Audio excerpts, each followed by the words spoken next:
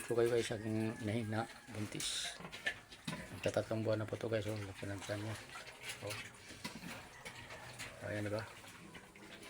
Ito lang yung isang beses na talaga nabulugan guys. Yung dalawa, dalawang beses na. Nakuna na yata yung isa naman. Kaya ito bata pa kasi pangalawang buntis pa lang niya. Sana tuloy-tuloy na ito guys. Oh. Ito yung sana marami itong anak kasi malahi itong marami. Kaya lang nung unang anak nito guys, 7 lang. Hindi ko alam. Sana ito pangalawa makabawi. Kaya guys, so antabayan na natin to. Subaybayan ko ito. Kasi ang edad na talaga may bigay. Walang tayong magagawa guys. Yun yung talaga ang ano. Ayan o. Matay.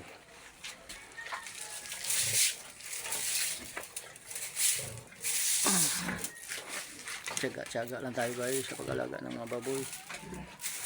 Kasi kung hindi ka magtiyaga, wala talaga. Ang mga pagsubok sa buhay, kailangan nating harapin. Kaya wala na may ibang magsusunod, hindi ikaw lang.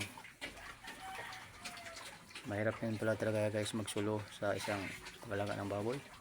Ito dahil na yun, isang buwan na, isang kalahating buwan ako ngayon mahigit. Ako lang dito mag-isa kasi ang asawa ko sa probinsya. Pero ganun pa man, nakaya naman. Kaya guys, tayo mga dalaga ng baboy, tiwala lang sa sarili.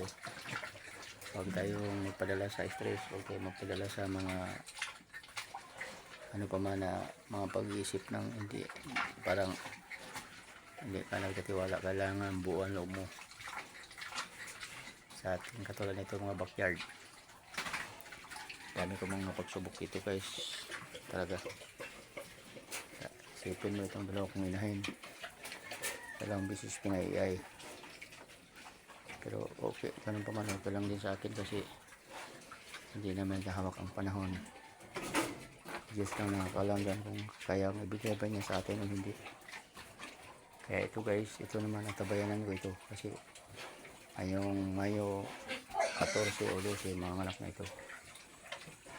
Kaya pag tama, pagdating ni Mrs. na ito, mayroon naman kaming babantayan o alagaan.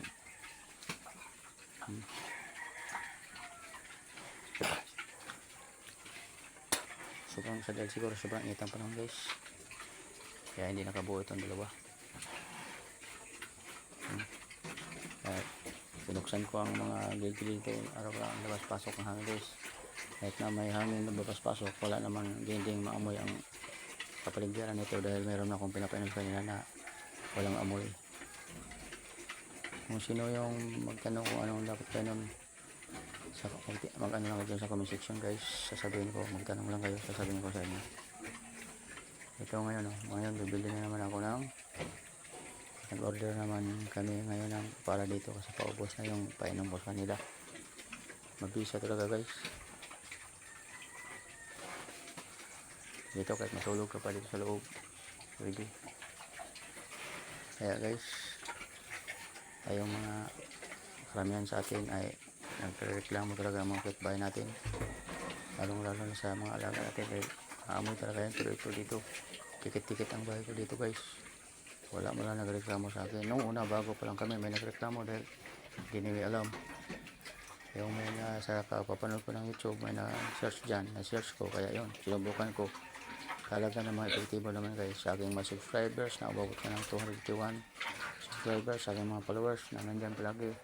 Maraming salamat, magandang umaga at happy day, araw ng Sabado. Good morning natin lahat, bye bye.